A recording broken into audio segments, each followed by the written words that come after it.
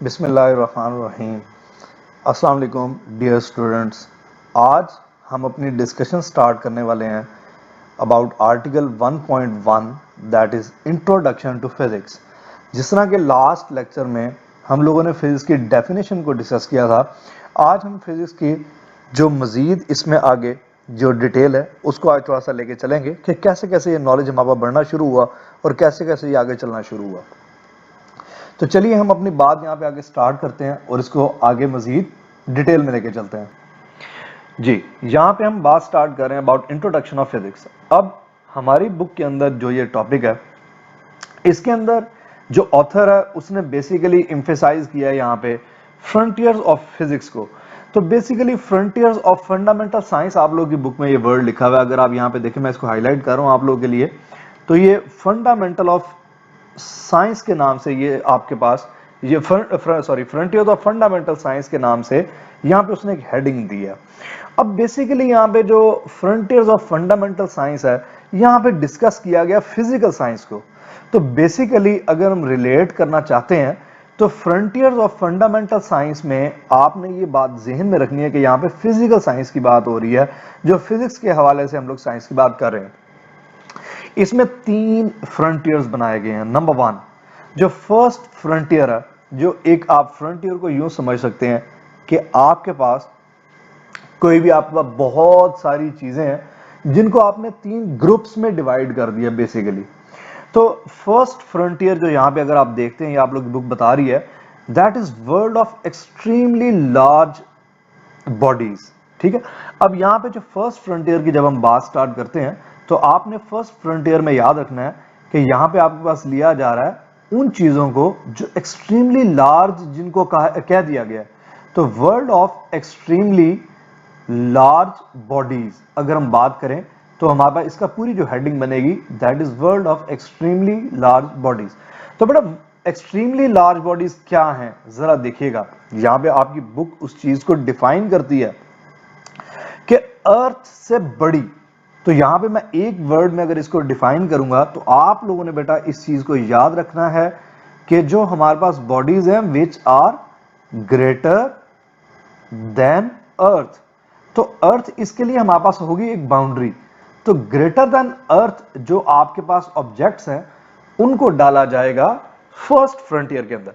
तो first frontier अगर हम यहां पे बात करते हैं तो first frontier is basically world of extremely large bodies. तो आपने इसको याद रखना है कि ये हमारे पास है बेटा first frontier of fundamental science.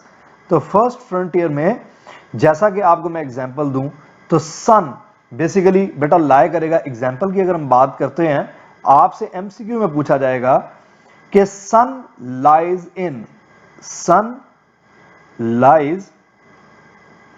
In which frontier. तो सन आपके पास किस फ्रंटियर में लाए करता है। तो बेटा आपके पास यहां पे ऑप्शंस आ जाएंगी, उसमें आपके पास अल्फा ऑप्शन में आएगा कि सन आपके पास फर्स्ट फ्रंटियर में लाया करता है, या फिर सन आपके पास सेकंड फ्रंटियर में लाया करता है, या फिर सन आपके पास थर्ड फ्रंटियर में लाया करता है। तो बेटा इसमें आप लोगों ने याद रखना है कि यहां पे आपके पास डेल्टा ऑप्शन में दिया गया होगा ऑल ऑफ दीज, यूं भी ऑप्शन दी जा सकती है, या फिर नन ऑफ दीज भी आ सकता है। तो बेटा यहां पे आप लोग क्लिक करेंगे कि सन लाइज इन फर्स्ट फ्रंटियर। क्यों? क्योंकि सन का साइज अर्थ से बड़ा है। वेरी गुड, सन का साइज चूंकि अर्थ से बड़ा है इसलिए हम यहां पे सन को इसमें ले आएंगे। तो ये आप लोगों ने इसको नोट कर लेना है। तो आप लोगों ने इसको अच्छे तरीके से समझ लेना है कि वो bodies which are greater than earth, इनको हम लेके आएंगे किसके अंदर बेटा, इनको हम लाएंगे, इनको हम स्टडी करेंगे इन फर्स्ट फ्रंटियर। तो ये चीज आप लोगों के सामने यहां पे आ जाएगी कि फर्स्ट फ्रंटियर ये कहलाएगा। अच्छा, इसके साथ ये मैं इरेज कर रहा हूं बेटा, ये आप लोगों ने नोट कर लिया होगा। तो इसके साथ हम बात स्टार्ट करते हैं अबाउट सेकंड फ्रंटियर। तो सेकंड फ्रंटियर आप लोगों की बुक भी आपको बता रही है कि सेकंड फ्रंटियर के अंदर उसने उन बॉडीज को शामिल किया है, उन बॉडीज को इंक्लूड किया है which are very much smaller bodies. ठीक है, जिसको कहा जाएगा world of extremely small bodies. तो यहाँ पे सबसे पहले मैं आपके सामने लिखता हूँ इसका नाम, इसकी हेडिंग, इसका टाइटल। तो सेकंड फ्रंटियर बेटा यहाँ पे हमारे पास जो कहा जा रहा है वो किसको कहा जा रहा है? कहा जा रहा है world of extremely small bodies. तो यहाँ पे मैं लिखने लगा हूं बेटा आपके सामने, world of extremely small bodies. जो world of extremely small bodies है उसमें आप लोग देखें तो किन बॉडीज को हम लोगों ने इसके अंदर शामिल करना है। असल हमारे लिए क्वेश्चन ये है कि किन बॉडीज को हम सेकंड फ्रंटियर में इंक्लूड करेंगे। तो बेटा यहां पे वो बताता है आप लोगों को कि हमारे पास जो मॉलिक्यूल से छोटे हैं, सच एज, ये देखिएगा सेकंड वर्ल्ड ऑफ एक्सट्रीमली, यहां पे देखें हमारे सामने बुक लेके आ रही है कि second the world of extremely small bodies, that is of the particles which include electrons, protons, neutrons, यहां पे सब आ रहे हैं, ये इसकी एग्जांपल्स हैं। ये वो बॉडीज हैं जो आपके पास एक्सट्रीमली स्मॉल बॉडीज के अंदर शामिल होती हैं फिजिक्स के अकॉर्डिंगली। इलेक्ट्रॉन्स हो गए, प्रोटॉन्स हो गए, न्यूट्रॉन्स हो गए, मीजॉन्स हो गए एंड अदर्स।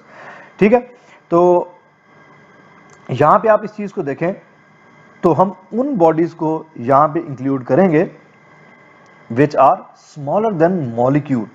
ठीक है, which are smaller than molecule. ये आप लोग की बुक में ये बात अभी आने भी वाली है, जहां पे मैं इसको हाईलाइट करूंगा, तो आप लोगों ने इसको अच्छे तरीके से यूं भी देख लेना। तो यहां पे वो आपको इसकी रेंज भी बता रहा है, इसको भी हम बाद में बात करते हैं। तो बेटा world of extremely small bodies में हम लोग उन बॉडीज को शामिल करेंगे which are smaller than molecule. तो इसी तरीके से जैसे हमने पहले एमसीक्यू बनाया, यहां पे आप इसका भी एमसीक्यू बना सकते हैं कि हमारे पास एक्सट्रीमली स्मॉल बॉडीज के अंदर जो है वो इलेक्ट्रॉन्स आ जाते हैं, प्रोटॉन्स आ जाते हैं, न्यूट्रॉन्स आ जाते हैं, म्यूजॉन्स आ जाते हैं, न्यूट्रिनोज आ जाते हैं, क्वार्क्स आ जाते हैं, एंटी क्वार्क्स आ जाते हैं। ये सारी टर्म्स आपने फिजिक्स में बहुत डिटेल से पढ़नी है, नेक्स्ट चैप्टर्स में जाके, कुछ हम सेकेंड ईयर में जाके पढ़ेंगे, कुछ हम अभी से देखेंगे। तो इसके बाद हम अगर बात आगे लेके चलते हैं तो फिजिक्स हमारे पास जो बात कर रही है अबाउट थर्ड फ्रंटियर।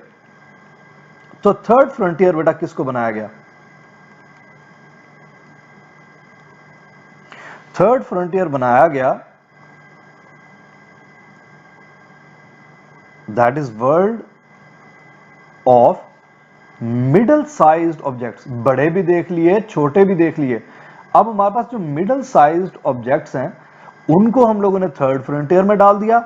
और बेटा ना सिर्फ मिडल साइज्ड ऑब्जेक्ट्स को, बल्कि एक हमारे पास जो मैटर की फॉर्म है वो यहां पे मिस हो रही थी, and that was complex matter. तो कंप्लेक्स मैटर में क्या होता है, अभी मैं आपको एक सी एग्जांपल देता हूं। कंप्लेक्स मैटर में बेटा हमारे पास आ जाएगा, हम एग्जांपल अगर देखें तो कंप्लेक्स मैटर में हमारे पास इंक्लूड हो जाएगा प्लाज्मा, क्योंकि प्लाज्मा ना सॉलिड है, ना लिक्विड है, ना ही गैस है। प्लाज्मा एक कंप्लेक्स मैटर है। अब अगर मैं बात आपको बताना चाहूं कि व्हाट इज प्लाज्मा, तो पहले प्लाज्मा की डेफिनेशन देख लेते हैं, फिर हम इसके ऊपर वापस आते हैं। तो बेटा प्लाज्मा एक हमारे पास क्या है, it is a gas. Gaseous state में तकरीबन ये होता है, gas comprising of positive ions and electrons at very high temperature. शर्त क्या है कि बेटा हमारे पास टेम्परेचर क्या होना चाहिए, बहुत high, at very high temperature and low pressure. तो बेटा लो प्रेशर पे और हाई टेम्परेचर पे जो हमारे पास गैसियस स्टेट है मैटर की, that is known as plasma. तो प्लाज्मा को हमने यहां पे डिफाइन करना है कि it is a gaseous state comprising of, अकेला गैस नहीं कहना क्योंकि गैस के अंदर हमारे पास मॉलिक्यूल्स होते हैं। यहां पे ये एक खास किस्म की गैस है जिसकी शराइत, जिसकी कंडीशंस ये हैं कि उसका टेम्परेचर क्या होना चाहिए, हाई, और हमारे पास उसका प्रेशर क्या होना चाहिए, लो। तो बेटा लो प्रेशर पे और हाई टेम्परेचर पे जो गैस है, जो कि दूसरी कंडीशन साथ आ रही है, थर्ड कंडीशन भी कह सकते हैं कि इसके अंदर पॉजिटिव आयंस होते हैं और इलेक्ट्रॉन्स होते हैं। तो यहां पे हम लोग प्लाज्मा को डिफाइन कर चुके हैं। तो ये हमारे पास बनता है world of middle sized objects and complex matter. अब मिडल साइज्ड ऑब्जेक्ट्स के अंदर अगर मैं आपको बताना चाहूं, तो मिडल साइज्ड ऑब्जेक्ट्स के अंदर हम अगर देखना चाहें तो हमारे पास from molecule to earth, molecule से लेकर अर्थ तक इस साइज के जितने भी ऑब्जेक्ट्स हैं वो सारे के सारे हमारे पास थर्ड फ्रंटियर में आ जाएंगे बेटा। यहां पे आपके पास जो मॉलिक्यूल है वो भी थर्ड फ्रंटियर में शामिल है और जो अर्थ है ये भी हमारे पास थर्ड फ्रंटियर में इंक्लूडेड है। तो अगर हम एग्जांपल देखना चाहें तो आपसे एमसीक्यू में पूछ लिया जाएगा कि मून बेटा बताइएगा किस फ्रंटियर में लाया करता है, तो आप फौरन बता लेंगे। आप सोचेंगे कि मून का साइज अर्थ से छोटा है और मॉलिक्यूल से बड़ा, तो इसका मतलब कि मून हमारे पास थर्ड फ्रंटियर में लाई करेगा। तो इस तरीके से हम लोगों ने यहाँ पे इसके 3 फ्रंटियर्स को पढ़ा। अब बेटा इसके साथ ही आप लोगों ने बुक की यहाँ पे रीडिंग स्टार्ट करनी है जब, तो आप लोगों ने बुक में सबसे पहले इस पैराग्राफ में यहाँ पे इसने बताया हुआ है, ये जो बीच वाली बात लिखी हुई है जरा मैं आपके सामने इसको लेके आता हूँ। यहाँ से देखिएगा कि वो रेडियो टेलीस्कोप वाली जो बात कर रहा है वो कह रहा है कि रेडियो टेलीस्कोप हमारे पास इंफॉर्मेशन गैदर करने का बहुत अच्छा टूल है और रेडियो टेलीस्कोप ने यूनिवर्स को स्टडी करने में बहुत बड़े बड़े हमारे पास जो ऑब्जेक्ट्स हैं उनको स्टडी करने में बहुत हेल्प आउट किया है। तो वो कहता है कि have recently detected as radio waves, जो आपके पास बड़ी चीजों के बारे में इंफॉर्मेशन है उसको यहाँ पे डिटेक्ट किया in the form of radio waves, जिसे आप लोग लाइट भी कहते हैं। और फिर आगे वो जिक्र कर रहा है फायर फ्लाइट का, जो कि बिग बैंग थ्योरी को रिलेट कर रही है कि जब ये दुनिया बनी, और दुनिया बनी जब, तो वो ये एमसीक्यू में आपने बात बेटा इंक्लूड कर लेनी है कि 20 बिलियन ईयर्स अगो। कोई आपसे पूछे कि बिग बैंग कब हुआ था, बिग बैंग उसको कहते हैं, जो साइंटिस्ट का मानना ये है, वो कहते हैं कि 20 बिलियन ईयर्स अगो एक बहुत बड़ा धमाका हुआ था यूनिवर्स में, जिसके रिजल्ट में हमारे पास प्लैनेट्स बने थे, सन, अर्थ, आपके पास मून, जुपिटर, मार्स, ये सारे प्लैनेट्स बने थे और आपके पास यूनिवर्स बनी थी डिफरेंट। तो ये हम लोग के पास यहाँ पे ये बुक में इंफॉर्मेशन गिवन है। बाकी ये फ्रंटियर्स वाली बात यहाँ तक चल रही है। इसके बाद तो अब वो बात स्टार्ट करता है, वो कहता है but what is physics, physics क्या है। तो वो कहता है according to one definition physics deals with the study of matter, जो कि कल हमने डेफिनेशन पढ़ी थी, energy and relationship between them, ये वही वाली डेफिनेशन आ गई। तो आप लोगों ने यहाँ पे जब फिजिक्स को डिफाइन करना है तो हम लोगों ने इस डेफिनेशन को फॉलो किया था, जिसको हम लोगों ने कल डिटेल में आपके सामने डिस्कस कर लिया था। स्टडी ऑफ फिजिक्स किस किस चीज को इन्वॉल्व करती है? Number 1, investigating such things as the laws of motion, जो कि आपने न्यूटन के लॉज ऑफ मोशन पढ़े थे। Structure of space and time, कि स्पेस एंड टाइम का स्ट्रक्चर कैसा है। Nature and type of forces, तो किस तरह की फोर्सेस हैं, ये चंद एग्जांपल्स दे रहा है यहाँ पे कि नेचर कैसी होती है फोर्स की और टाइप्स क्या क्या होती हैं फोर्स की, और उस फोर्स की बात कर रहा है that hold different materials together, जो डिफरेंट मटेरियल्स को जोड़ के रखती है, वो फोर्स कैसी होती है। बेटा ये हम सेकेंड ईयर में जाके इसको डिस्कस करेंगे। ये होती है न्यूक्लियर फोर्स। तो न्यूक्लियर फोर्स के अलावा भी और बहुत सारी फोर्सेज हैं, इलेक्ट्रोस्टैटिक फोर्स है, न्यूक्लियर फोर्स है, जस्ट एग्जांपल के लिए बात कर रहा हूं, जो कि आपके पास एटम को बनाए रखती है। तो ये हम लोगों ने यहाँ पे इस चीज को देखा। तो बुक कह रही है कि फिजिक्स के अंदर हम उन फोर्सेस को भी पढ़ेंगे जो मटेरियल को होल्ड करके रखती है। फिर आपके पास इंटरेक्शन बिटवीन डिफरेंट पार्टिकल्स देखा जाएगा, इंटरेक्शन बिटवीन डिफरेंट पार्टिकल्स, इसको भी फिजिक्स में पढ़ेंगे। फिर the interaction of electromagnetic radiation, electromagnetic radiation for example light, हम इस इंटरेक्शन को पढ़ेंगे विद मैटर। ये बेटा म्यूचुअल रिलेशनशिप वाली बातें हैं जो कल हम लोगों ने सारी डिस्कस की थी, ठीक है। अब इससे आगे चलते हैं तो वो कहता है by the end of 19th century many physicists started believing that everything about physics has been discovered। उनको लगता था कि हर चीज डिस्कवर हो चुकी है, लेकिन बेटा 20th century जिसमें हम जी रहे हैं, इसके स्टार्ट में नए ऐसी कुछ फॉर्मूलाज, नए ऐसे हमारे पास जो आप कह लें कि फिनोमेनाज ऐसे हो गए कि जिनके लिए हमें प्रीवियस जितनी भी इन्वेस्टिगेशंस थी उनको मॉडिफाई करना पड़ा, इन्होंने कंसेप्ट बदल के रख दिया। फॉर एग्जाम्पल, उन ऑब्जेक्ट्स को देखा गया जो कि स्पीड ऑफ लाइट से मूव करते हैं। जब उन ऑब्जेक्ट्स को देखा गया तो बेटा लॉज ऑफ मोशन बदल गए, लॉज ऑफ मोशन चेंज हो गए। आपने एक बड़ा मशहूर वाकया जो दीन में हमारे आता है, आपने वो भी सुन रखा होगा कि जब नबी करीम सल्लल्लाहु अलैहि वसल्लम शब मिराज पे गए तो कहा यह जाता है कि जब वो शब मिराज को जब वो जमीन से 7वें आसमान तक गए और वापस आए तो इतना थोड़ा टाइम लगा कि उनके कमरे की कुंडी हिल रही थी।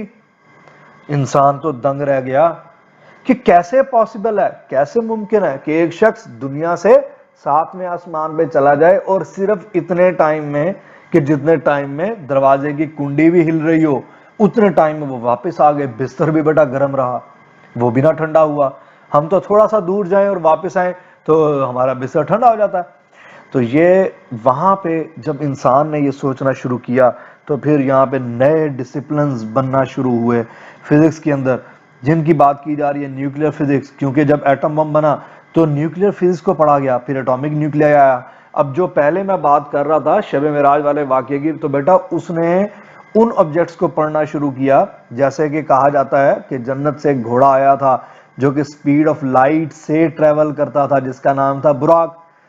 तो अब हमें दीन भी हमें यही बात सिखा रहा है कि नबी करीम सल्लल्लाहु अलैहि वसल्लम उस घोड़े पे जब बैठ के गए तो वो स्पीड ऑफ लाइट से मूव किया। अब जब ये वाले फिनोमिनाज इंसान के सामने आए तो इंसान की तो बेटा अकल दंग रह गई। उसने कहा ये कैसे मुमकिन है। तो यही सारी चीजें जो है वो हम लोगों ने फिजिक्स में इन्होंने सबको बदल के रख दिया।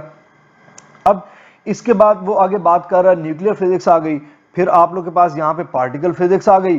तो न्यूक्लियर फिजिक्स क्या है, पार्टिकल फिजिक्स क्या है, ये अभी मैं आपके साथ सारी ब्रांचेस डिस्कस करता हूं।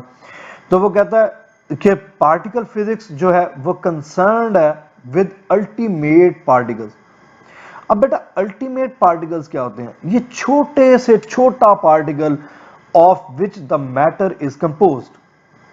तो अल्टीमेट पार्टिकल्स उन पार्टिकल्स को कहा जाता है जिनसे मिलके मैटर बनता है। तो बेटा वो सिर्फ एटम्स नहीं है, एटम से छोटे क्या हैं, इलेक्ट्रॉन्स, प्रोटॉन्स, न्यूट्रॉन्स। इनसे छोटे क्या हैं, मीजॉन्स, क्वार्क्स, एंटी क्वार्क्स। तो वो आपके पास अल्टीमेट पार्टिकल्स कहलाते हैं जिनसे मिलके मैटर बनता है। इसको जब स्टडी करना शुरू किया गया तो उस ब्रांच का नाम रखा गया पार्टिकल फिजिक्स। बेटा पार्टिकल फिजिक्स भी आ गई। फिर आया रिलेटिविस्टिक मैकेनिक्स। अभी हम रिलेटिविस्टिक मैकेनिक्स को जरा डिटेल देखते हैं। तो रिलेटिविस्टिक मैकेनिक्स में उन ऑब्जेक्ट्स को डील किया जाने लगा which deals with the velocities approaching to that of light. बेटा यहां पे देखिएगा, पर रिलेटिविस्टिक मैकेनिक्स दूसरी जो चीज हमारे सामने आ रही है उसमें उन ऑब्जेक्ट्स को डील करना शुरू किया गया which are moving with the velocities approaching that of light. जैसा कि मैंने आपको अभी एग्जांपल दी कि आप सल्लल्लाहु अलैहि वसल्लम जब बुराक पे घोड़े पे बैठ के जब गए 7वें आसमान तक तो वो बिजली की रफ्तार से दौड़ने वाले घोड़े को बुराक कहते हैं।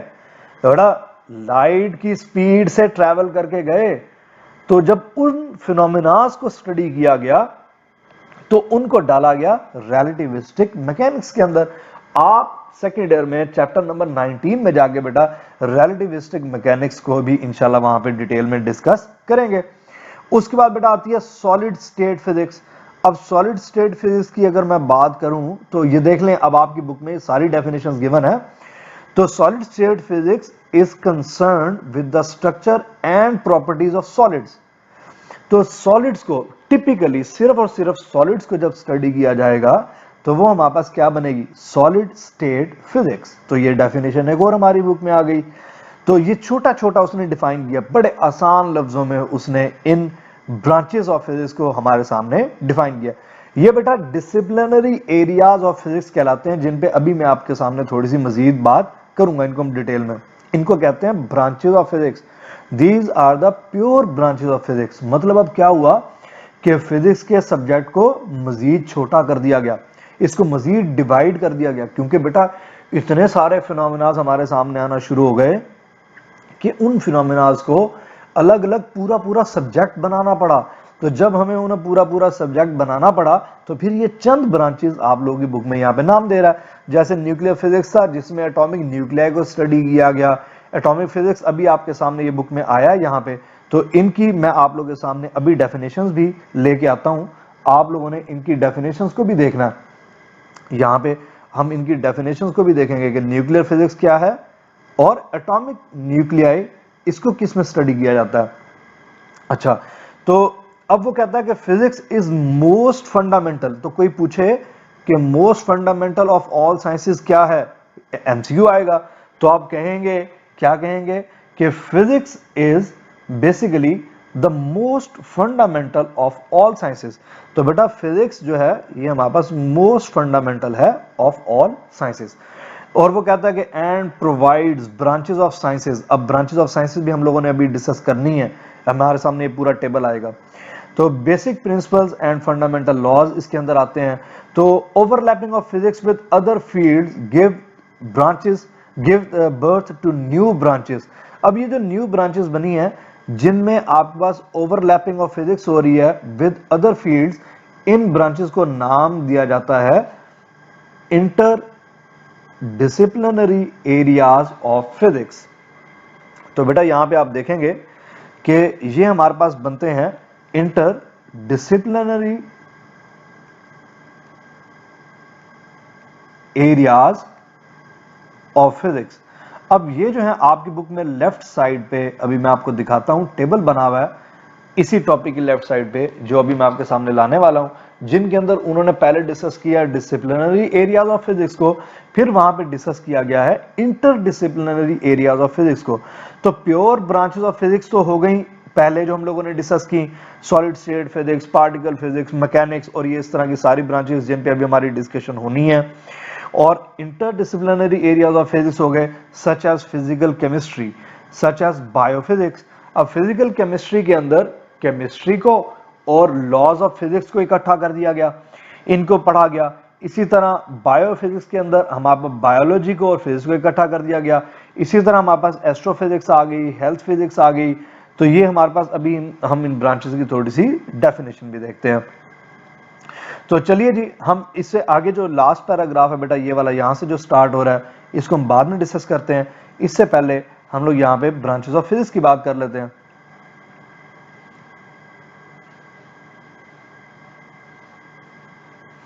तो ये जी बेटा हमारे सामने आने वाले हैं, these are areas of physics.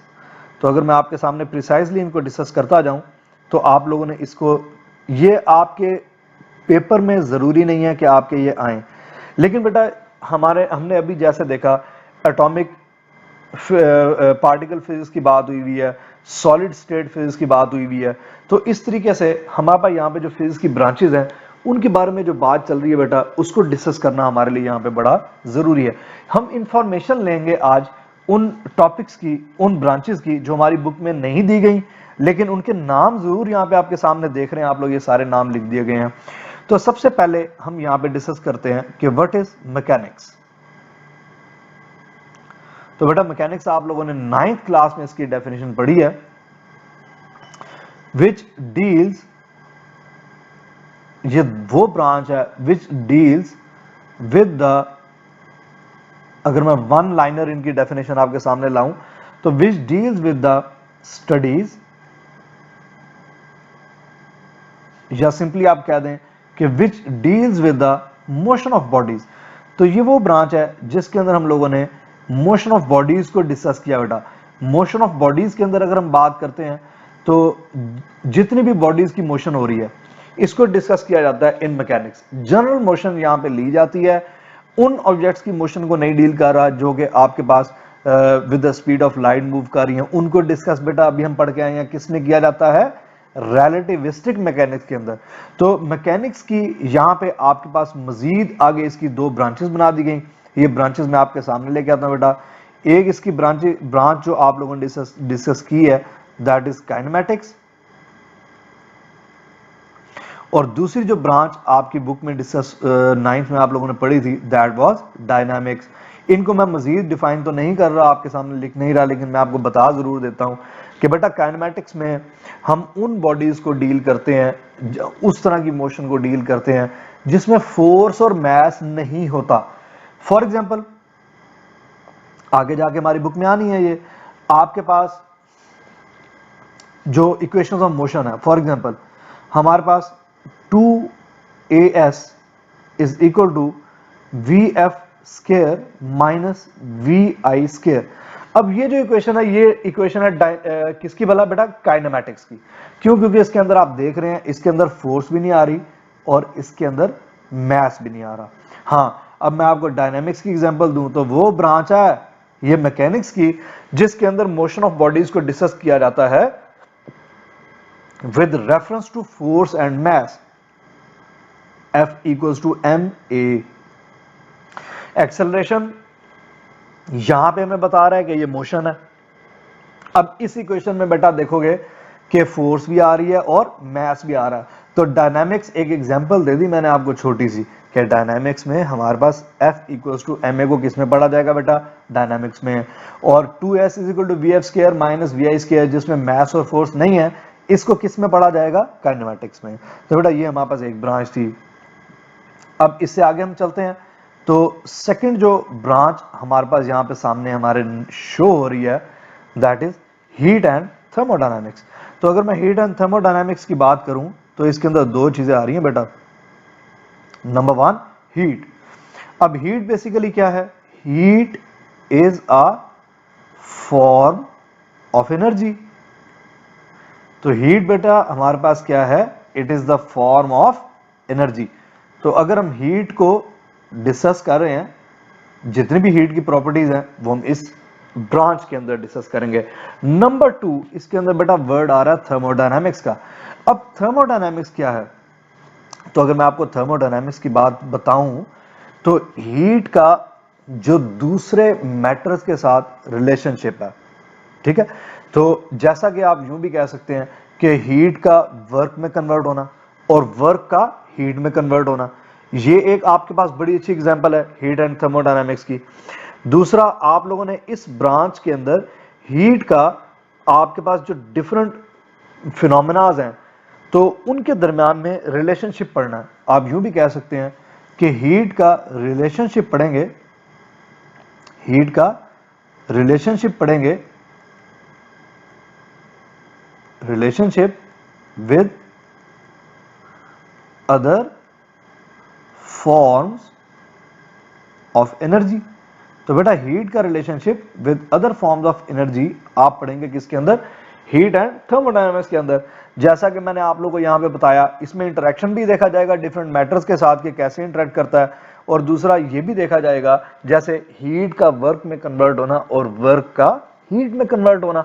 आप देख सकते हैं जो पहला इंजन बनाया गया था दैट वाज स्टीम इंजन, उसके अंदर हमारे पास हीट बेटा कन्वर्ट हो रही थी एनर्जी में। तो वहां पे हीट से आपके पास इंजन चलता था शुरू में जो इंसान ने बनाया। तो वो हीट एंड थर्मोडायनामिक्स के अंदर इसको स्टडी किया जाएगा। थर्ड ब्रांच की अगर मैं बात करता हूं तो बेटा दैट इज इलेक्ट्रोमैग्नेटिज्म। अब इलेक्ट्रोमैग्नेटिज्म क्या है जरा देखिएगा। इलेक्ट्रोमैग्नेटिज्म में आप जैसा कि आप लोगों ने 10th की फिजिक्स में पढ़ा होगा कि हम लोग इलेक्ट्रिसिटी और मैग्नेटिज्म को इकट्ठा जब स्टडी करते हैं तो वो हमारे पास हीट यहाँ पे हमारे पास वो आ जाता है इलेक्ट्रोमैग्नेटिज्म के सब्जेक्ट के अंदर। तो जैसा कि आप लोगों ने देखा कि एक वायर में से जब करंट पास करता है तो बेटा उसके सराउंडिंग में क्या डेवलप होती है? उसके सराउंडिंग में डेवलप होती है मैग्नेटिक फील्ड। उसके सराउंडिंग में जब आपके पास मैग्नेटिक फील्ड डेवलप होती है तो ये जो हमारे पास सब्जेक्ट बनता है इसको हम स्टडी करते हैं इलेक्ट्रोमैग्नेटिज्म के अंदर। इसी तरह मैग्नेटिक फील्ड को यूज करते हुए इलेक्ट्रिसिटी को प्रोड्यूस करवाना, या यूं कह सकते हैं मैग्नेटिक फोर्सेस को यूज करते हुए करंट प्रोड्यूस करवाना, या करंट से मैग्नेटिक फील्ड प्रोड्यूस करवाना। ये मैं इसलिए बता रहा हूं क्योंकि आप लोगों ने 10th क्लास में इन चीजों को पढ़ा हुआ है। तो बेटा इलेक्ट्रोमैग्नेटिज्म वो ब्रांच हो गई। इसके बाद आ गया ऑप्टिक्स। ऑप्टिक्स में हम लोग क्या पढ़ा करते हैं? लाइट और लाइट से रेलेवेंट जितने भी फिनोमेनाज हैं, ठीक है। तो लाइट और लाइट से रिलेटेड जितने भी फिनोमेनाज हैं उसको हम लोग डिस्कस किया करते हैं किसके अंदर? ऑप्टिक्स के अंदर। और आपके पास ऑप्टिकल इंस्ट्रूमेंट्स के नाम से भी सब्जेक्ट बनता है, जिसके अंदर हम उन इंस्ट्रूमेंट्स को डील करेंगे जो इसके साथ रिलेट कर रहे होंगे। तो ये हमारे पास चंद ब्रांचेस यहाँ पे आज हमने डिस्कस की हैं। तो बेटा अभी हम यहाँ पे लेक्चर को रोक देंगे क्योंकि आज का टाइम हमारा लेक्चर का पूरा हो चुका। तो इससे जो नेक्स्ट ब्रांचेस हैं इंशाल्लाह बेटा वो हम कल के लेक्चर में डिस्कस करेंगे। स्टे ट्यून्ड, आप लोग देखते रहिए। और इन लेक्चर्स को बेटा ये आप लोगों की आसानी के लिए मैंने स्पेशली डिजाइन किए हैं एक नए अंदाज के साथ, कि जिनके अंदर मैं आप लोगों के सामने आपकी बुक की ईच एंड एवरीथिंग जो है आपके सामने ला सकूंगा। और यहाँ पे जो इस बोर्ड पे लिखने का जो सारा मकसद है वो ये कि आप साथ साथ हर उस बात को नोट करते जाएं जो मेरे मुंह से निकल रही है, और मैं यहाँ पे हर उस बात को लिखता भी जा रहा हूँ। तो आपकी जो कीमती राय है मैं उसके ऊपर बेसिकली चलूंगा बेटा। आप जैसे जैसे इंशाल्लाह अपने रिव्यूज हमारे सामने लाएंगे, आपने उसके हवाले से मैं ये सारी चीजें आपके सामने ला रहा हूँ। मैं आपके साथ ये आइडिया इसलिए शेयर कर रहा हूँ क्योंकि इससे आपको दो एडवांटेजेस बेटा मिलेंगे। नंबर वन, आप लोग की बुक बहुत अच्छे से तैयार हो जाएगी। एक सबसे बड़ा एडवांटेज ये मिलेगा क्योंकि हमारी बुक जो है वो वीकनेस रह जाती है। अगर मैं सिर्फ अकेला लेक्चर डिलीवर करता हूं तो उसको बुक से रिलेट करना आपके लिए मुश्किल होता है।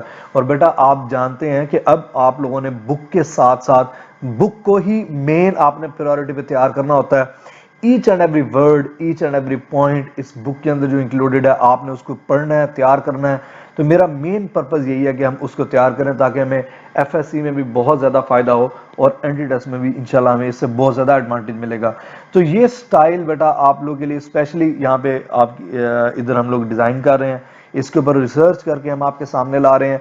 इससे इंशाल्लाह आप लोगों की अंडरस्टैंडिंग बहुत अच्छी रहेगी, साथ साथ समझ भी सकते हैं, साथ साथ लिख भी सकते हैं, और साथ साथ ही आप लोग की बुक पूरी की पूरी बेटा प्रिपेयर होती जाएगी। अगर आप बुक पे इन चीज़ों को मेंशन करते जाएं तो आपकी बुक ही आपके नोट्स हैं, आपकी बुक पे ही आपके शॉर्ट क्वेश्चंस आ रहे हैं, आपकी बुक पे ही आपके सारे एमसीक्यूज बनते जाएंगे। तो ये आप लोग इस तरीके से इंशाल्लाह इन चीज़ों को लेके चलेंगे तो बेटा उम्मीद करता हूँ कि ये आप लोगों के लिए बहुत अच्छा और बड़ा इफेक्टिव मेथड जो है वो यहाँ पे बनेगा। तो बेटा बाकी की ब्रांचेस इंशाल्लाह हम कल इसमें डिस्कस करते हैं। आज के लेक्चर तक यहीं तक हम लेके चलेंगे बात को आज के लेक्चर में। तो आपका बहुत शुक्रिया, और इंशाल्लाह आप लोगों ने इसको बड़े अच्छे तरीके से समझना है।